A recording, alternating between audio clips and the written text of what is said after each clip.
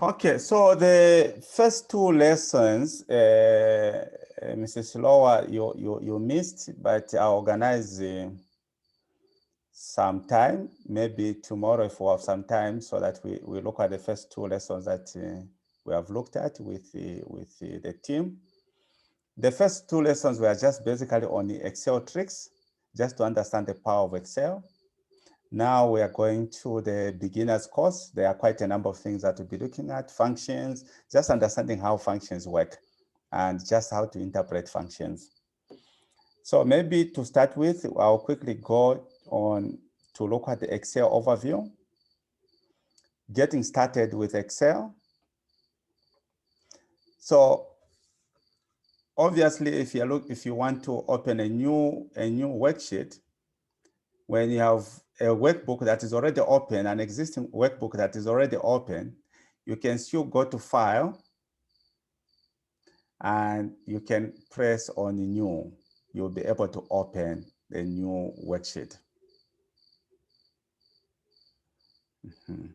So let me just share the screen instead of sharing.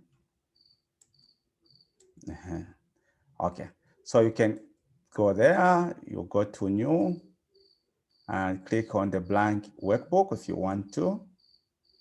You'll be able to open a new worksheet like this.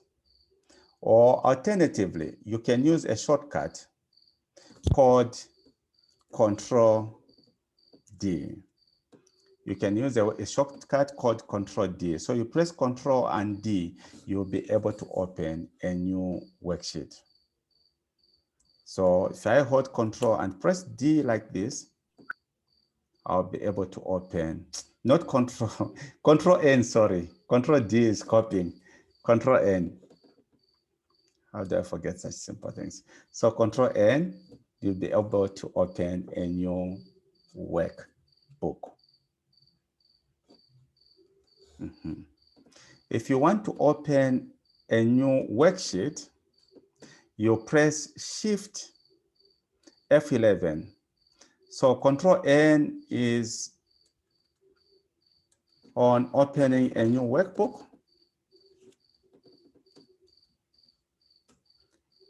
Whereas Shift F11 is a shortcut to open a new worksheet.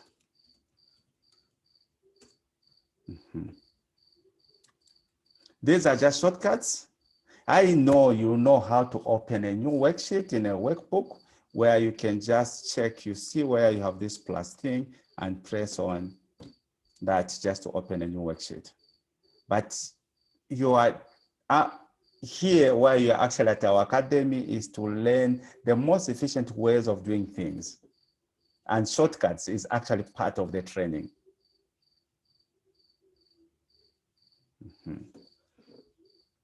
On layout, I know I looked at this part the last time I met the team when we were looking at Excel tricks and efficiency.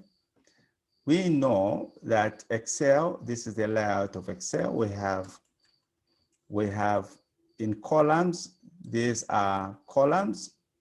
They are actually usually, or by default, they are in letters by default. Whereas rows, they will always be numbers. So why I'm saying that by default, they are letters, these columns, meaning that you can change them by converting them to what we call R1C1. We can convert them to R1C1.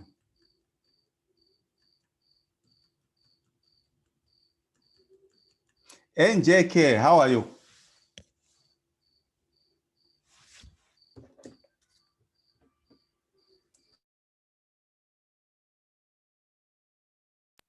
I'm good. How are you?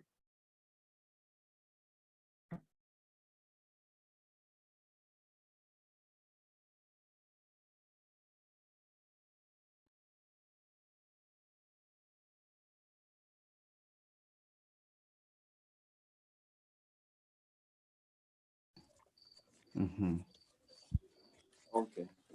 Okay, so on the layout. Hello, Fizz. Yes. Sorry, I want to find out. Did you send some new worksheets? Did you still send us some new Excel sheets? Just check the mail I sent. When the first mail I sent to you, there were 2 documents. Oh, okay. Yeah. So there were 2 documents. Yeah. So we finished Okay, looking so at that's the the first one I should document. read, Yeah. The document is called beginners. Start with beginners. Oh, okay. All right. Okay. Thanks. Sure. Let me look for it. Okay. So on the layout, like I was saying, you can use R1C1, meaning that you can change these columns from letters to numbers. So what it means is that you have rows in numbers and you also have columns in numbers. And how do you do it? You go to File. You go to File. Under File, you go to Options.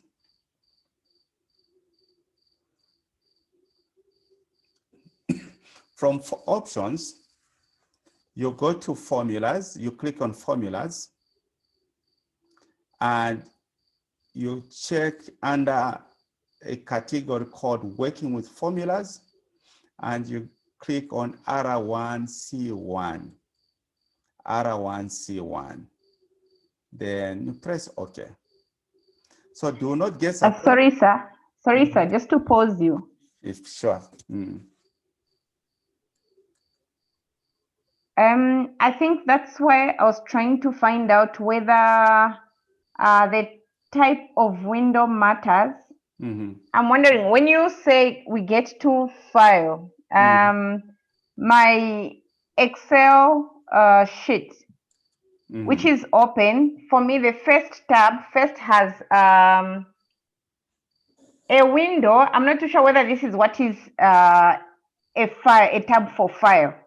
Then from this, that's where you have Home, Insert, Page Layout, and things like that. So where do I find File? Okay, are you able to share? Let me just stop sharing so that I give you the rights to share. Let me just give you the rights to share your screen.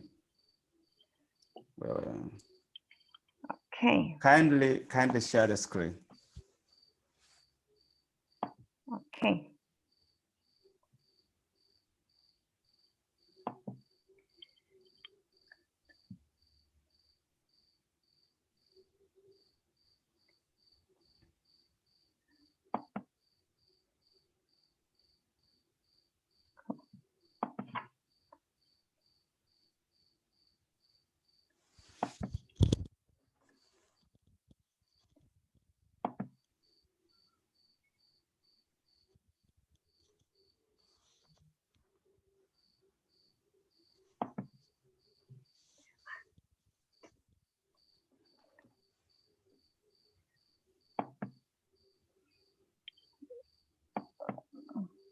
So are you able to see it? I'm not too sure.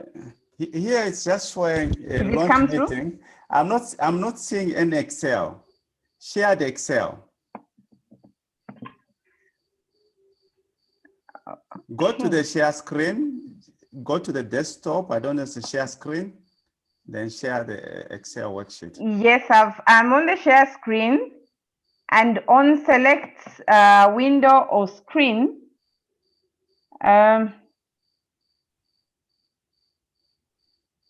Okay. Maybe this one. So are you able to see it now? Not as yet. Cool. Click on the share button, obviously.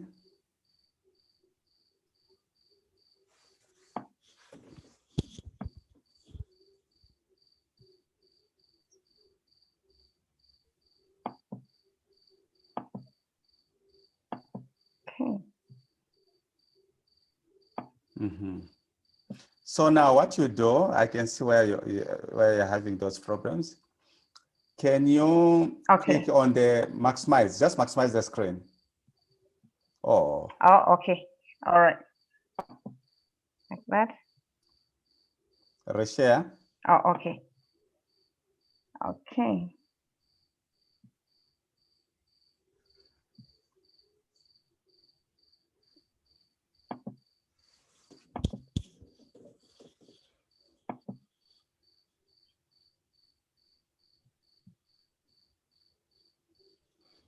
NJK Is Oliba. it, Okay, and share the screen. No, not that one. The way you had shared it, you had to share the Excel thing.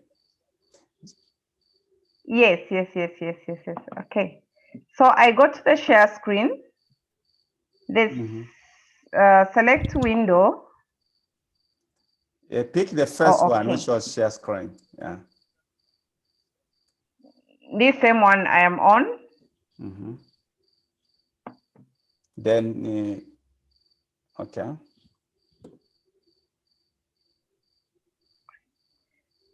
So I've got the window screen, but where do I click it for it to be visible to you? Yeah, you haven't just shared. I think you go to, obviously there's a button down there, which you're using the share screen.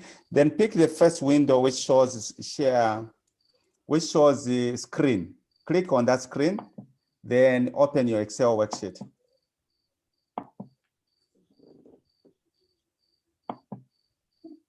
Okay. Oh. Okay. So now maximize your worksheet.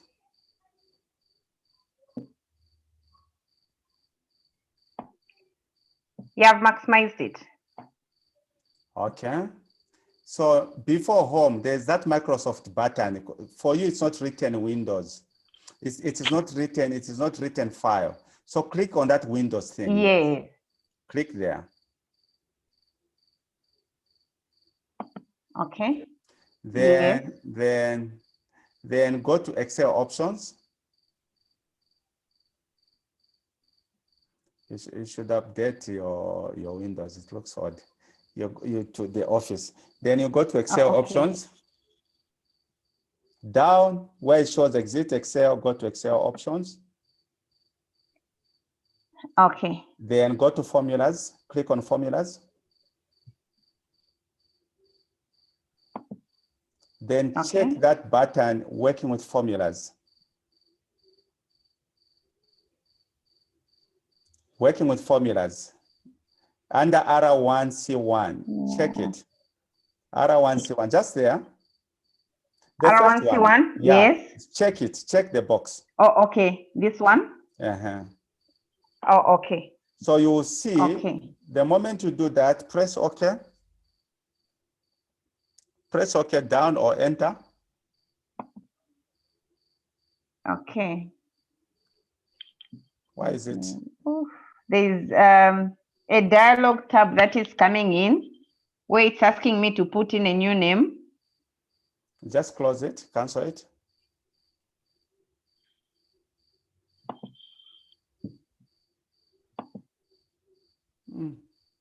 Okay, so maybe from this point, one of the things I've got from you is that I need to update my Windows.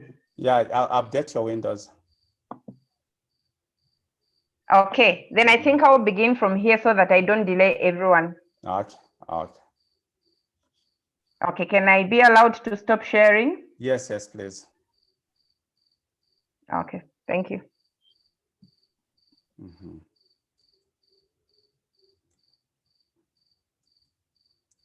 Okay, so I'm sure when you update your Microsoft Office, then you can still have access to our videos. They will be uploaded on YouTube and on our website, so you have access to them.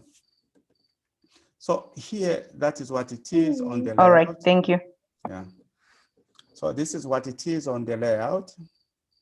This component had explained it in the other lecture, where we are saying you always have these tabs. These are tabs. From these tabs, you have what you call a ribbon. So if I go to home, this whole thing here, these are ribbons. Then you have now groups, a group of clipboard, font, alignment, name it. Then you have groups. These are launch buttons. If you want to launch a family of alignments, you want to launch a family of numbers, this is how you do it. A spreadsheet is basically a combination I of... didn't see that. I didn't see that, sorry. Okay, so what I'm saying, I missed these it are starting from the... Okay, these are tabs. And from there, you're actually saying, from here, you have these groups. So a group of clipboard, a group of font. So if you want to actually go to launch buttons, you can just launch, you see this arrow key down there, these tiny arrow keys. You just click it, you'll be able to launch a family or a group of alignments.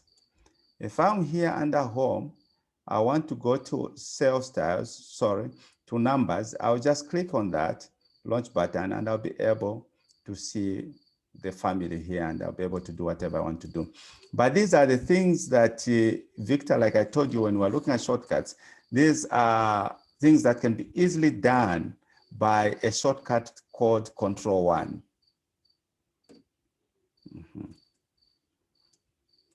Obviously we know, yeah.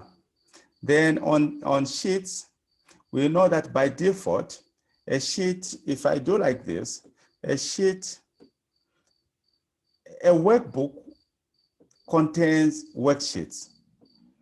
So these worksheets, you can have worksheet number 1. If I click here to do worksheet number 2, if say, for example, I use Shift F11, I'll have this. This is how a workbook will contain worksheets.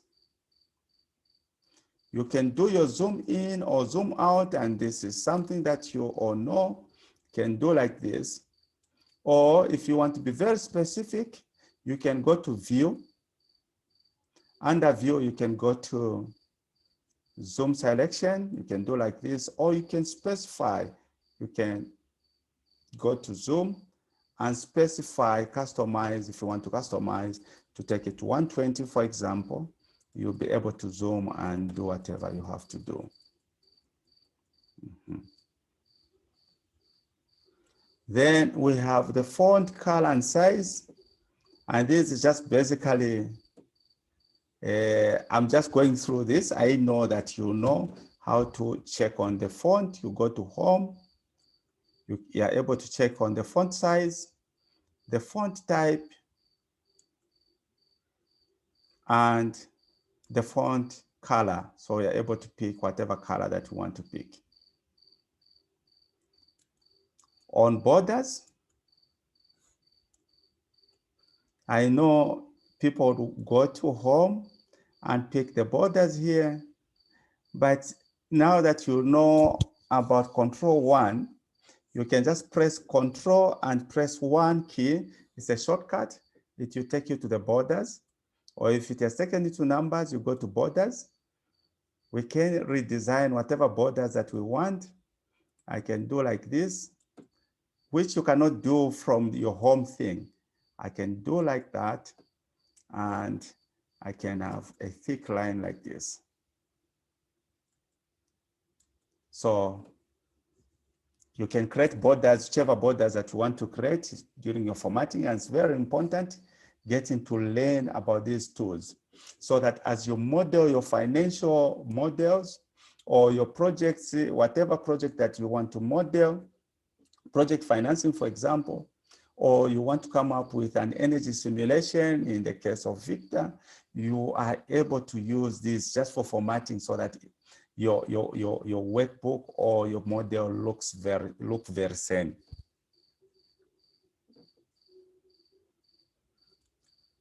You can go to alignments. Like in this case, If I want to merge this, it's either I can go to home like most people do. They'll go to home, NJK, and they'll merge here. You can actually merge, and this is now one cell. If I don't want to do that, now that you know about these skills, you can highlight what you want to merge and press Control 1. Control 1.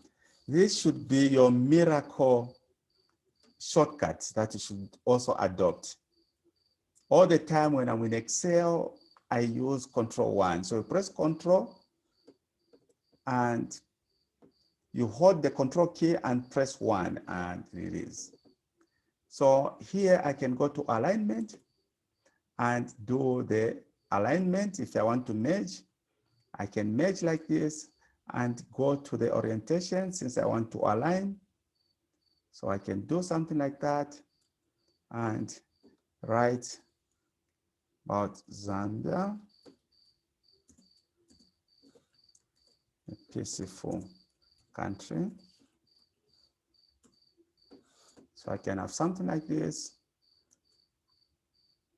I can reduce the font to 8, and I can have something like that.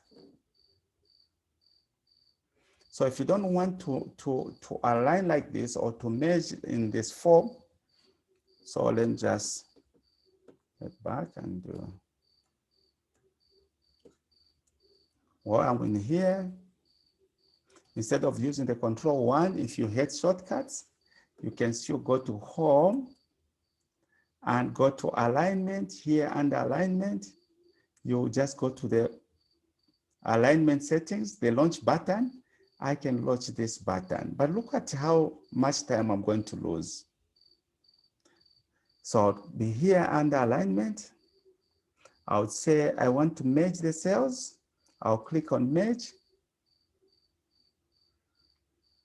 If I want to also wrap, merge and wrap, I can do like this. And I can literally do like that. So I can have something like this. And I can write Roy Consult Advisory. You can have something like this. You can use a shortcut HAM to bring it a bit up there. What I just did, it was down. I needed to align it. In short, I use a shortcut, but you can go to Home and go to AM, just this one here, the middle align. You can align it like this.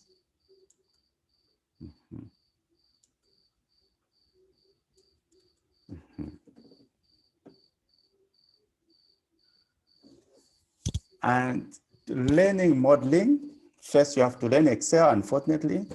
And with Excel, we need to do a lot of practicing. The other thing, you'll find most of the models that I've evaluated, you'll find a situation where the way they align, they will not merge, Victor. They can just highlight something like this, for example, right? First, I would write something like, I would say, cost benefit,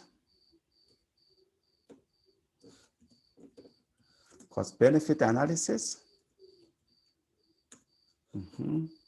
Then I'll do something like this. Maybe paint it in black.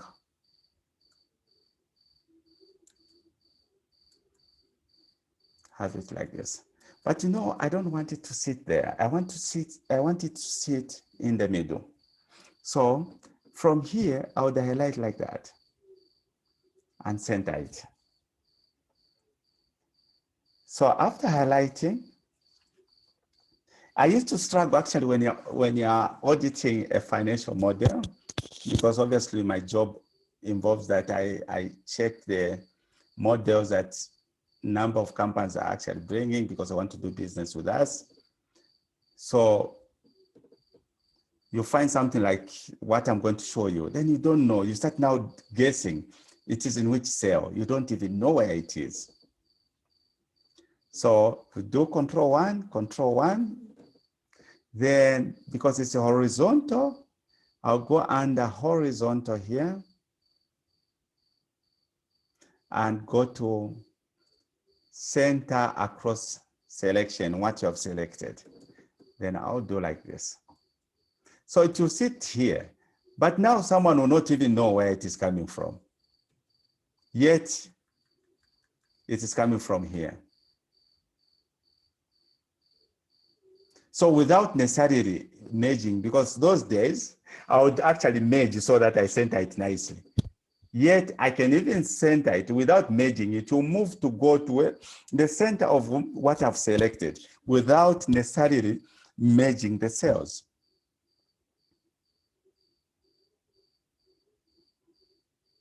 Victor, is it okay? I am trying to practice, but I don't know why I keep I blank it. I black. So it's a paint which be black, right? Okay. Yes, it's the paint. Let me just do this. Let me start. So what you have just done, because you see, when you're creating these models, you have to be a bit flashy. You do some good formatting. So we have the cost benefit analysis, which is in black. So I'll go to home, go to the bucket, this bucket here, full of paint, is never short of paint. You pick whichever color that you want to pick, the theme of your campaign, whatever it is.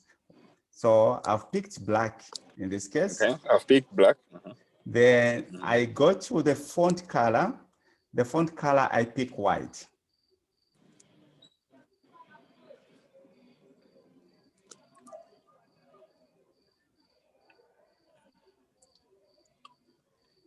Okay, font color is. Mm-hmm. Yeah, then I've picked yellow. Okay. So from here, then now I want to center it. I don't want to start merging and whatever. I just want to confuse whoever so that when someone wants to delete something, we'll not even know where to delete that.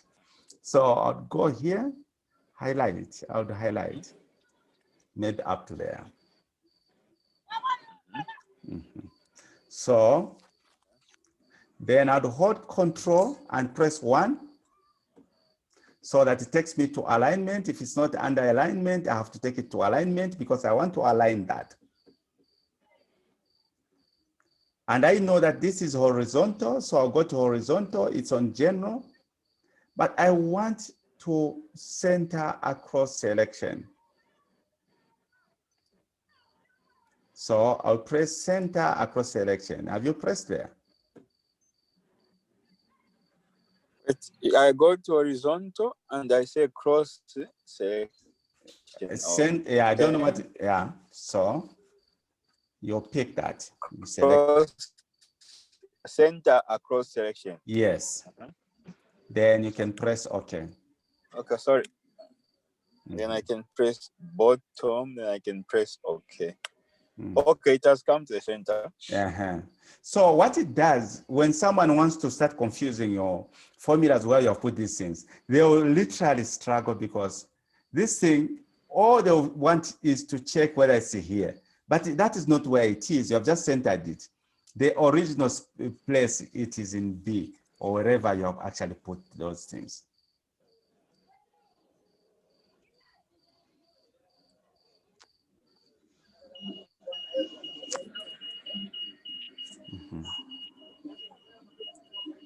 Okay, okay.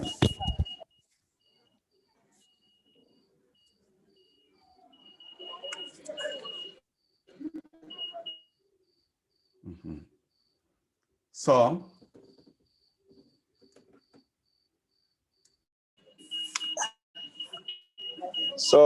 Fizz.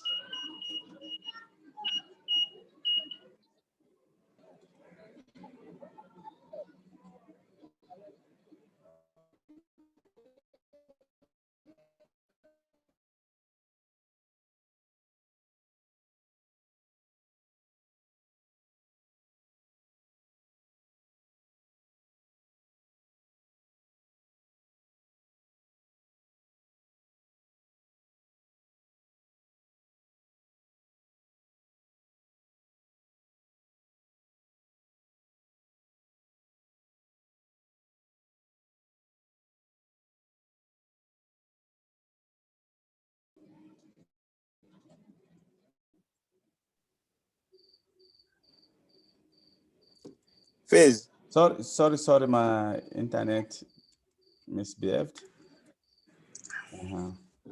My internet misbehaved. So this is how you ideally align. So I've shown you on the alignments, on merge wrap. I can't see anything. Oh, you can't see anything. Okay. Yes. Now I can see now. Okay. Yes. So, yeah. So on shortcuts, I did actually show you in the first lecture. I showed you how to come to check on these shortcuts, how to master them. Like I said, all the time with shortcuts, on your key, once you press out, shortcuts is where this is slower. You don't want to use the mouse. You want to just use your keyboard and be fast and confuse the enemy or whatever. So, for example, if I want to insert grid lines, you'll see how I'm gonna do it to be like this. But in slow motion, what I'm doing here, I'm pressing the Alt key, I'm pressing the P, then I'm pressing the VG. This basically, I'm able to remove the grid lines or add the grid lines. But I do it so quick that it will be difficult for you to see.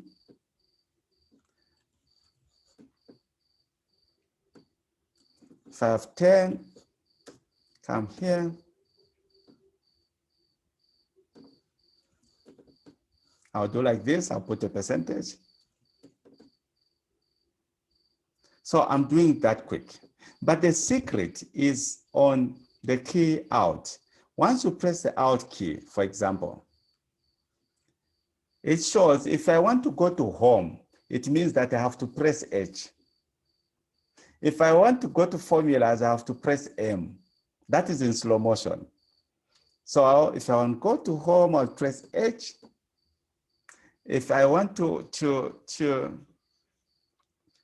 paint that that cell, which is basically the font, I'll go to H.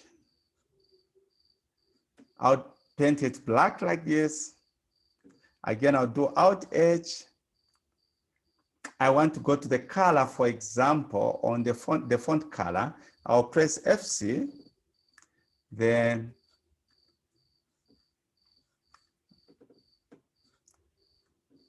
I'll do like this, tab, and pick that. So I can use shortcuts. If I'm here, if I have anything like computations, I want to audit that to check where this 450 is coming from. I can press Alt M. M is basically formulas. Trace precedence is P, and I'm able to see it here. But because these things have subconsciously mastered them, I don't need to check the numbers there. So I know that if I'm going to trace precedence, obviously it will be P. If I'm going to dependence, it will be D. So if I press P, it shows me the product where it is actually picking these numbers. So from today onwards, each time when you're learning shortcuts, the shortcuts will be very long because your hands, they'll be very sticky, very heavy. You will have to check on the screen what you're doing, but do not relent, continue with that. You will realize that over time you become so effective.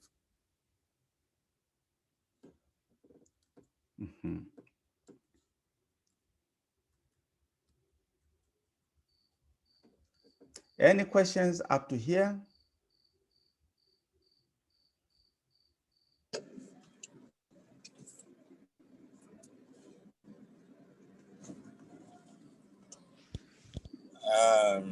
We are following. We hope to practice as we go, but yeah, I think we are following.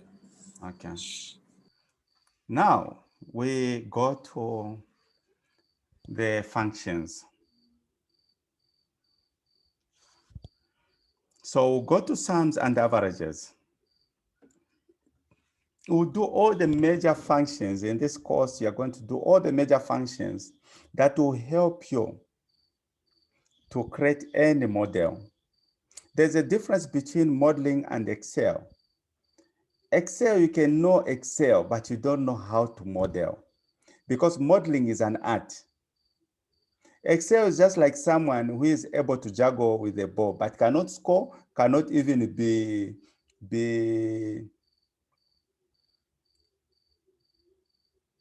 given an opportunity to even play football in these major leagues, because this person, all what she knows or knows is just to juggle the ball. Knowing Excel should not be objective, but knowing how to use these two boxes or these tools within your Excel toolbox, knowing how to use them, that should be your key priority. So, but the first thing we'll have to understand how these functions work, what is the meaning of these functions? Then you'll see how we'll be creating models when you start now going into the modeling. So we'll start with a function called sum. Sum is the most highly used Excel function, the most highly used Excel function. Summing, people do it in different ways. I've seen people going to home, clicking on home. When they click on home, they go to auto sum. They'll do like this. I don't know why they do that. I've seen people doing like that and clicking like this. I've also seen people clicking, say, equals sum, and picking the numbers like that. I've seen it. But let's start with a shortcut. You can use a shortcut to sum. You can use a shortcut Alt plus to sum. So when you're in there, NJK, you press Alt and you hold Alt and press equal sign like this and press Enter. So this is a shortcut to sum.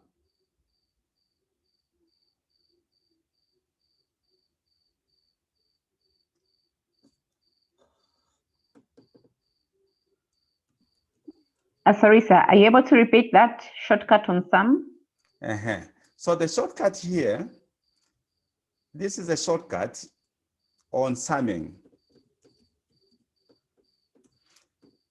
So I'm there, I'm in D10. So I want to sum those numbers in column D. So what I would do, if I want to use a shortcut, I would hold the Alt and press equal sign or plus. So once it highlights that, then I can press Enter. Are you able to do that?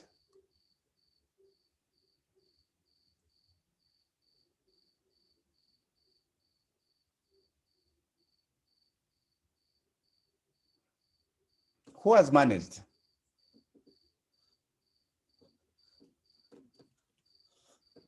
I have. Sure, thank you. So the other thing is this thing of using plus. In modeling, I always try to discourage it, that you can use your sum. For example, if I'm in here, I can say equals sum, right? Let me just explain this. When you press equals, then you type S, SU, M. Once you have it in blue, like the way it shows as sum, the shortcut, first you need to know how to read these functions. So first we have to go to understand the anatomy of the functions, because the moment you understand how functions operate, it doesn't matter what function Microsoft introduces. As long as you know how to read these functions, you will know how to use the functions. So we need to open the dialog box for each of these functions so that we understand how we can use the functions. So like the way it is there, I said equals sum, and I've seen it's in blue.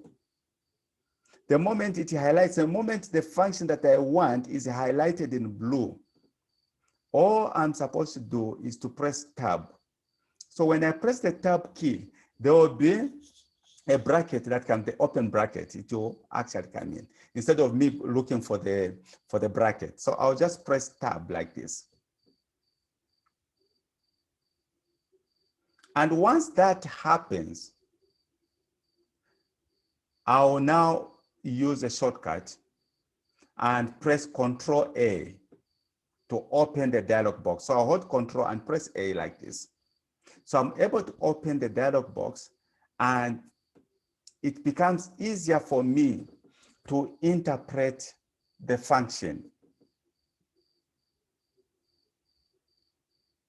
So like in this case, if I want, I can add this like that, go into number 2, add them like this. The advantage of doing this, if you have a model, instead of doing plus what, is that in the model, that's when you have, say, text, the model is not going to get distorted. What it does with this type of summing, it considers text, anything text, as false or 0, meaning that it is not going to show you an error. So I'll do like this. Instead of me saying equals, then I pick, for example, I pick this sum here. Then I say plus this, plus that, plus that, plus that, plus that, plus that. As long as there's text, as long as there's text, it is actually going to give me an error. So it will give me this value error, meaning that there's some things I've added which are not values. So mathematically, I've gotten it wrong.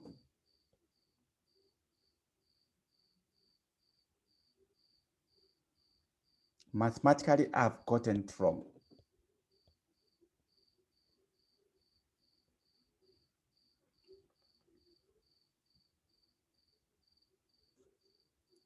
But if I do like this and say sum, I pick that, like what we're doing, comma, I pick this. Even where there's text, it is actually going to read text as zeros.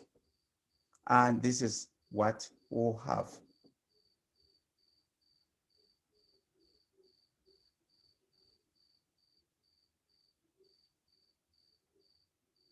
I know you have time to look at this video and go through, and where you have questions, please ask, because then now we have started looking at the functions.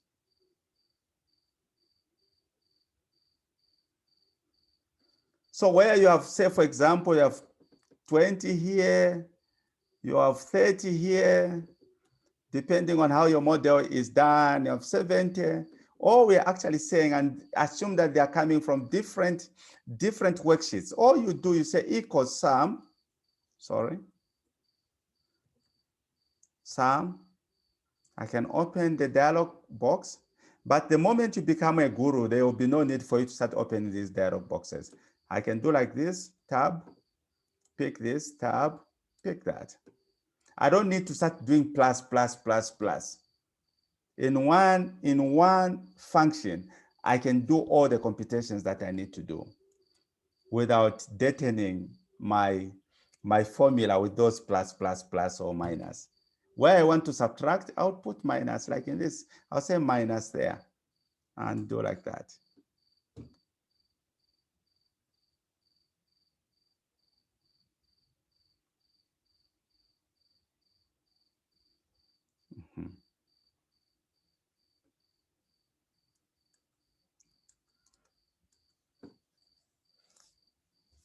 Any questions? I know we have started looking at this. This is a very nice thing because we'll look at quite a number of functions.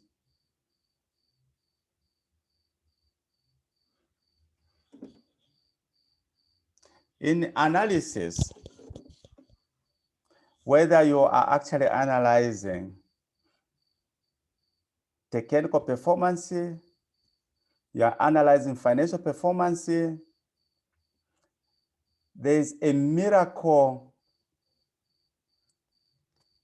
function that you can actually use in your analysis. For example, comparing actual against budget. I know sometimes accountants do that, but that's the dumbest thing you can do. And you start analyzing and saying, no, you are below budget because of blah, blah, blah, blah, blah. You are wasting your time.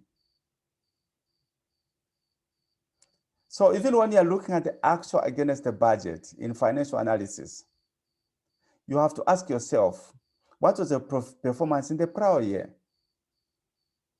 What is your average in the last 4 years? And what is your plan against the actual? That reveals whether your plan has been stress tested.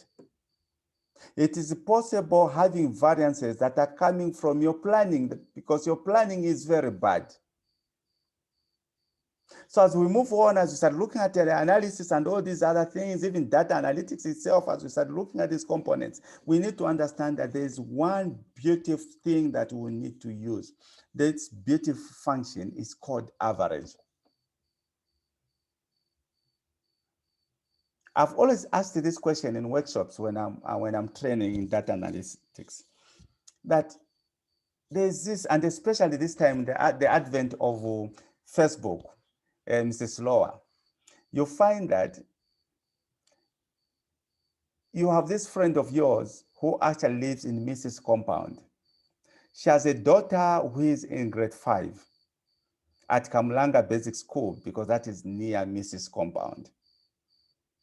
In grade 5, she wrote an exam. She was given a test, a class test in mathematics, and she got 95, or let me say she got 90%. Then you have another friend, though they are not mutual friends, they are not friends. You know somebody, maybe you are with at school, who has actually taken, because she's wealthy or there's a wealth family, they took their son at Baobab. The son is also in grade 5. They wrote a mathematics a test, given different tests, given by obviously their teacher. And that boy, who I would actually say your nephew because he's a son to your friend, got 55% in mathematics. I've always asked this question, who performed well? I'm always surprised with the answers. They always tell me it's the one that got 95. The answer is that you don't know who performed well because the information you have been given is not adequate for you to make an objective analysis. Until you check on the average, even if they were writing different tests, it will give you an understanding how they performed. So you'll find that the person, that boy, that girl who got 90% in mathematics at Kamlanga School, if the average was 95, then the other side at Baobab, where that boy got 55 and the average was 50, meaning that boy performed above average.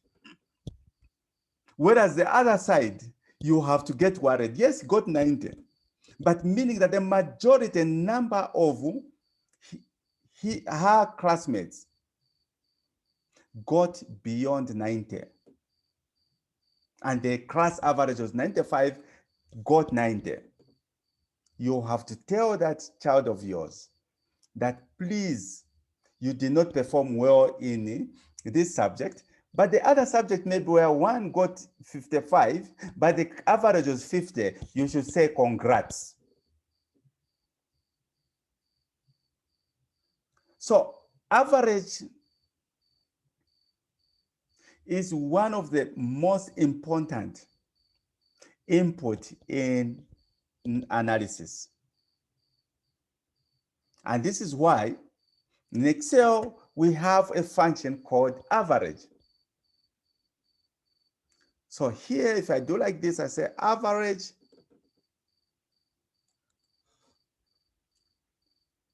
I can pick them. Let's just pick this here. And I'll give you an example, a thing. So if I'm using this average, what it does, this function average, what it does, anything it finds as text, it ignores text. And it only averages, it only counts values. And once it counts values, it sums the values divided by the count. So in this case, there were two values. There was this value and that value. So if I do like this, there were only two values. So it picked 50,000 plus 4,000 divided by 2. This is the average. But if I use a function called average A, this is very interesting. I know we'll have a topic on these averages. Just want to show you. If I use a function called average A, what it does, Victor, this function, it will convert text into numbers, but those numbers will be zeros, and it will count them as part of the average. So like in this case, if I'm starting from here, going up to there, there are 6. So it will divide 54,000 divided by 6, and to give us this average. So this is what this average A will do. So if I do like this, but I'll be explaining to you in the next session. We'll have to check what time we can meet tomorrow. I don't know if I'm starting off going to Lusaka. I don't know what time I'll start off, but we'll check, we'll figure it out. How you can use this in modeling or in your data analysis when you're looking at data. Because there are times when you extract this data from SPMS, from these external data sources, what you think are values, sometimes it comes in as text. And I'll be explaining to you how you can convert what you think is values into real values. And this is where you may need these two sets of functions which you are going to apply. If it gives you different numbers, then you know that there's somewhere where there's text and it has actually, the other function has looked at that text as numbers, has converted them to zeros, whereas the other function has ignored them, because ideally the numbers have to be the same. Today, I'm not going to ask for login, for checkout. We'll end here. I'm not in Lusaka. But then tomorrow, I don't know my program. We might actually meet in the evenings, but I'll give you a call just to hear what time we can meet. At least what you can just say is, thank you, today there's no checking out, where you say what you have actually learned. I'll post. Fizz, before you close. Yes, Victor. Sorry, I missed out when you're doing the summing and then getting the numbers from all over. Just repeat that for me. Okay. So the summing, then so this is what the numbers from all over, not say that they are located. Okay, so here I would say equals sum. The moment it is in blue, I tab and press Ctrl A. you learned how to open this functional box just to appreciate. So I'm summing this part. I press tab, I go to number 2. I can sum all these up to 255. I go here, I sum, I press tab. I can come here and sum, press tab. Just as an example, I can sum this like this and press OK. So if I want to subtract any of these, I can put a minus or whatever. Then I can do like that. So all you're doing here, Victor, if you don't want to open the function argument box, you can say equals sum, tab. Then you can pick like this, press comma, whatever you want to sum, you can do like this. Is it okay? Yes, it is. It's Control A, right? Yes, Control A. It's Control A. Thank you so much. You have another option. If you have forgotten the Control A, after you have tabbed, you can go to FX here in the formula bar and press the FX, the function, insert function there. It will open that formula bar, but you need to learn the shortcuts. Okay. Yeah. All right. I don't want to disturb your weekend. Those that are at home, I don't want to disturb your quality time with your family. So I wish you all the best and good night. I'll give you a call tomorrow to check what time we can actually meet. It is entirely dependent on my program here, whether I'll start off tomorrow or I'll start off on Monday. Thank you so much and bye-bye.